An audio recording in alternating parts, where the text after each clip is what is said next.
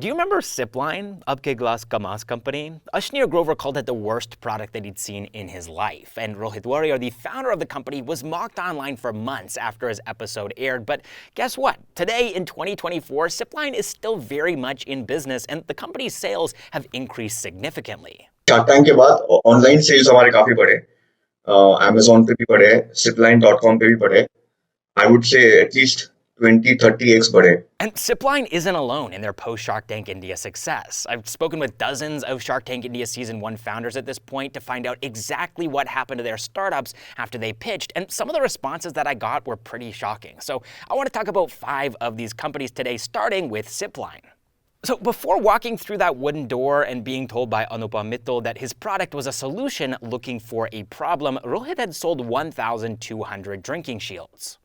These drinking shields are a patented invention, which is one of the reasons why Rohit felt confident valuing his company at 5 crore rupees when he asked for 75 lakh rupees in exchange for a 15% stake in Sippline. But the sharks unfortunately didn't bite, and so Rohit ended up walking away from the show empty-handed and honestly completely shocked. When I asked him what was going through his head in that moment, he said, "I never imagined that the sharks would stoop so low. It was ungentlemanly to say the least." But the lampooning didn't stop after Rohit stepped off the Shark Tank India stage. In fact, it continued for months afterwards in the form of relentless online trolling that Rohit described to me as ruthless, heartless, nothing short of third-degree torture. 99% of our population would not be able to handle what I faced, let alone come out triumphantly like we have.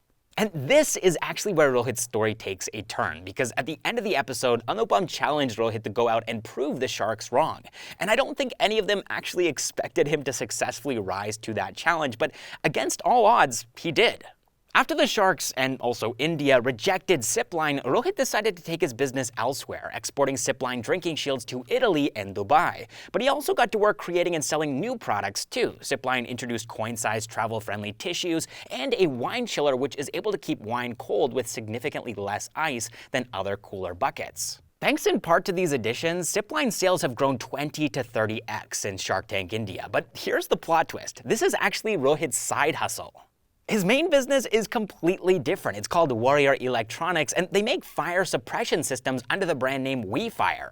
This company, which Rohit describes as his bread and butter, has been in business since 2010, and they've successfully grown from being a sub-dealer to actually becoming a manufacturer that's known and trusted across India for protecting enterprises from fire. Now, speaking of fire, after our next Season 1 company's episode of Shark Tank India aired, one of their warehouses literally went up in flames.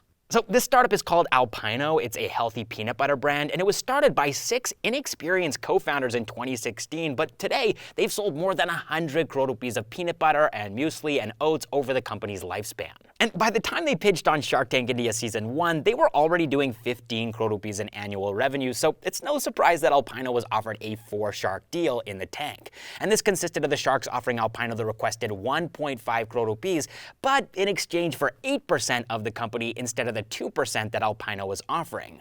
And not wanting to dilute so much of their ownership, Alpino's founders did end up walking off the set of Shark Tank India empty-handed, but their experience on the show was still very, very lucrative for them. The episode equated to crores in rupees in free marketing for the brand, propelling them to the #1 spot in the grocery category on Amazon and quadrupling their sales in just 1 week. And because of all this growth, Alpino's annual revenue grew from 15 crore rupees to 25 crore rupees, and they were still accomplishing all of this as a fully bootstrapped company. Everything was going incredibly well for Alpino. That is, until it wasn't. On the 16th of February 2023, the founders of Alpino woke up to some shocking news. A fire had broken out in their warehouse, resulting in a loss of 1 lakh product units and packaging material totaling 2 crore rupees in value.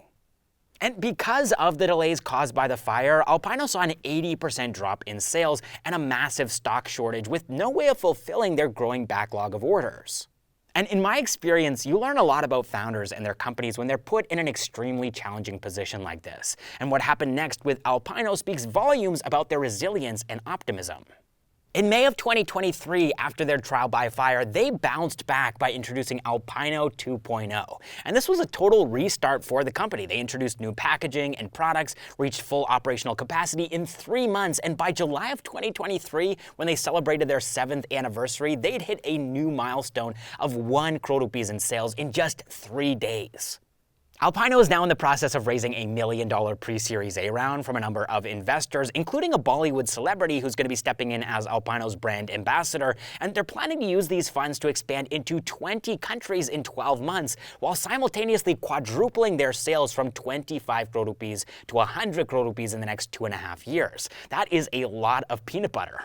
And one thing that's awesome about peanut butter is that it's great for people who are trying to cut down on their carb intake. It has a ton of healthy fats and protein, but it's so low on carbohydrates that it's actually keto-friendly, which is actually what our next founder, Sahil Pruthi, built his entire company around.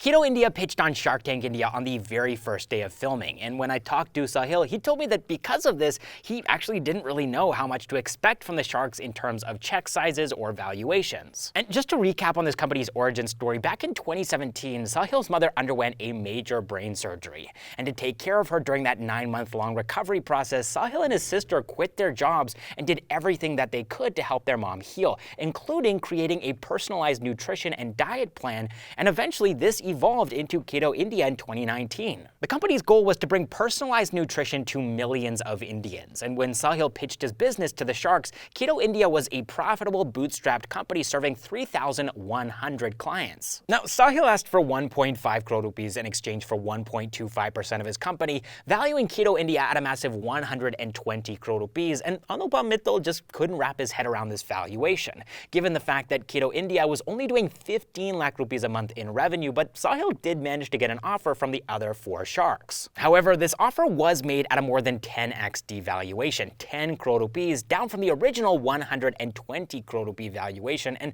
not surprisingly, Sahil walked away from this offer. And in hindsight, this was probably the best thing that he could have done for his company, because just 4 months after the show aired, Keto India ended up raising 4.5 crore rupees from some angel syndicates and HNIs.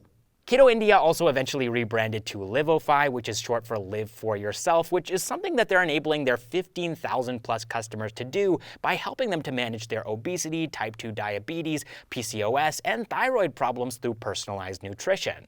Now, even though Sahil and the sharks weren't able to come to an agreement, the marketing that his company got from Shark Tank India was transformative. In his own words, you get a significant number of eyeballs, which would otherwise be a big marketing spend for any startup. But this next company didn't even have the benefit of free marketing. They went on Shark Tank India, and their episode ended up getting cut from season 1. I'm talking about India's first audio-patented Bluetooth speakers brand, Deciwood. Deciwood's episode is available to watch on YouTube now. They uploaded it in 2023 as one of their unseen pitches, and in that episode, Karan Shukla and Ananya Meena asked for 50 lakh rupees in exchange for 3.5% of their company at a 14.28 crore rupee valuation, and none of the sharks really countered this or even showed interest in investing. But here's something interesting. Karan told me that during their pitch, Namita Tapar asked them, what's the core difference between Boat and Deciwood? And Karan didn't mince words here. He said Deciwood manufactures all of its goods in India, whereas Boat manufactures all of their goods in China. And this line apparently was actually cut from the unseen pitches version of the episode too, so there's really no way for us to verify that Karan actually said this, but